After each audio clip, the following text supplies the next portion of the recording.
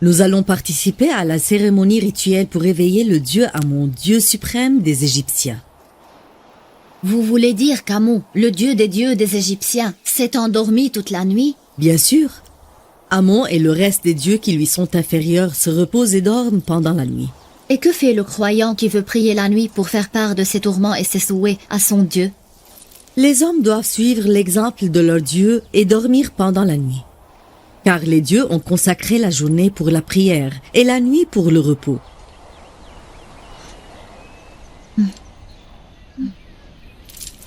Entrez au temple.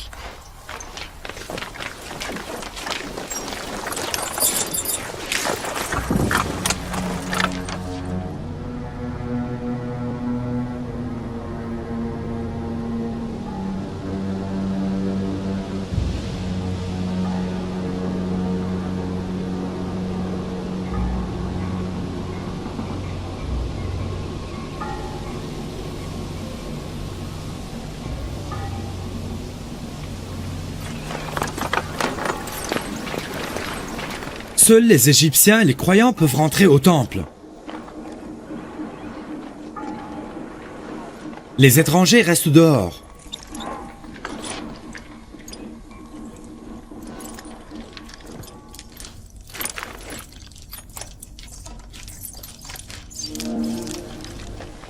Avant la cérémonie, tous les prêtres doivent se laver et se purifier avec de l'eau sacrée du Nil pour pouvoir pénétrer dans les pièces réservées au dieu Amon. Personne d'autre que les prêtres ne peut entrer à l'intérieur.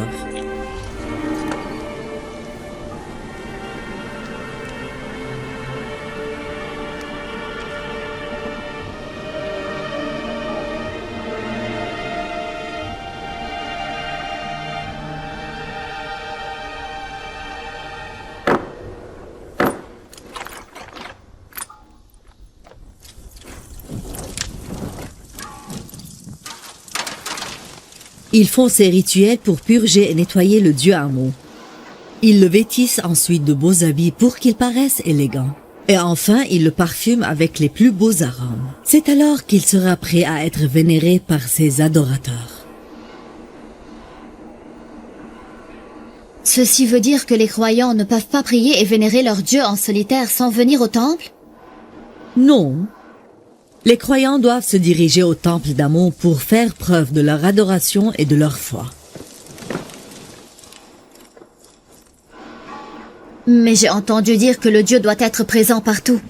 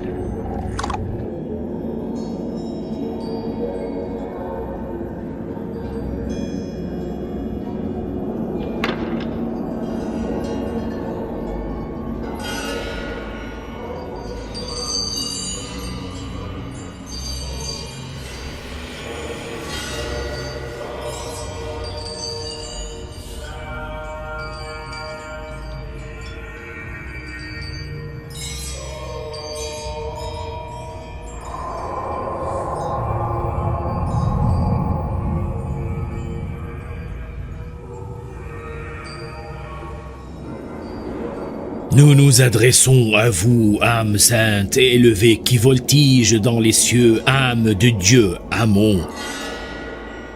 Reviens vers nous doucement, reprends ta forme physique et concrète pour que tu puisses gérer la vie des habitants et celle de tes fidèles qui t'adorent et qui ont recours à toi, ô Dieu plein de puissance, ô Dieu plein de puissance, notre Dieu Amon, le Dieu des dieux. Ô Dieu plein de puissance, notre Dieu Amon, le Dieu des dieux. Nous te prions de te réveiller de ton sommeil profond. Nous te prions de te réveiller de ton sommeil profond.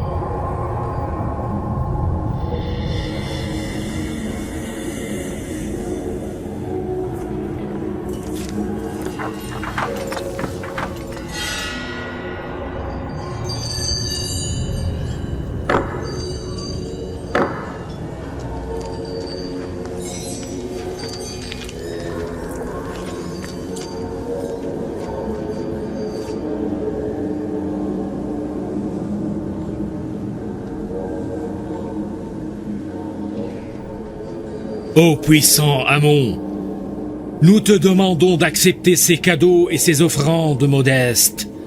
Jouis des délices et des fruits que nous t'offrons et bénis les habitants de la terre.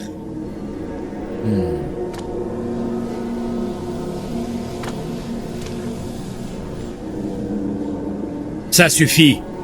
Partagez la nourriture entre les prêtres et le reste des fidèles.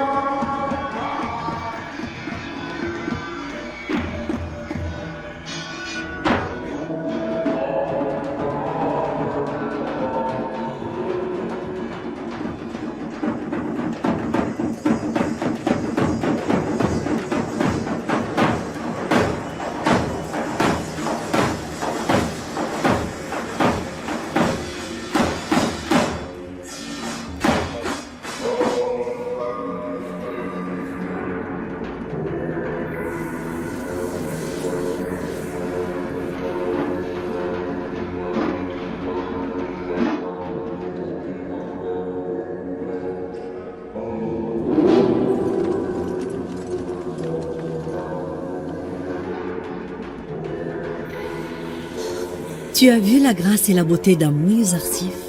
Les prêtres l'ont si bien vêtu. Les bijoux et les habits ne risquent-ils pas d'être volés? Non, les prêtres le surveillent bien. De plus, personne n'ose commettre ce crime. Mais ils doivent quand même le protéger d'éventuels cambrioleurs qui pourraient voler ses bijoux précieux. Je croyais que le dieu Amon protégeait ses fidèles, alors que je viens de découvrir qu'il a lui-même besoin des prêtres pour le protéger. Et alors, pourquoi pas? Le dieu Amon est bien le plus précieux que nous possédons sur terre. Nous devons alors en prendre soin. Vous êtes bénis, ô croyants dévoués. Je suis votre Dieu, Amon. Je me suis réveillé de mon sommeil profond pour venir surveiller et gérer vos vies. Le soleil s'est levé selon ma volonté pour vous offrir sa lumière et sa chaleur. Retournez à vos besognes, travaillez pour votre Dieu, afin que votre Dieu vous bénisse de ses grâces infinies. Ô Amon, Dieu des dieux!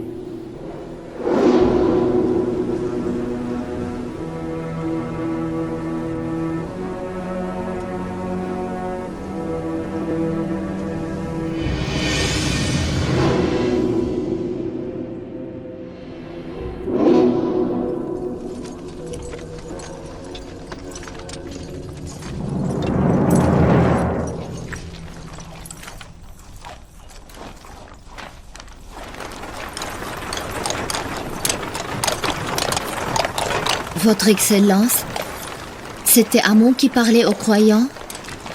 N'as-tu pas entendu? Si, j'ai entendu, mais comment une statue en pierre peut-elle parler? Mais Amon n'est pas une pierre. C'est une âme réincarnée dans cette statue en pierre.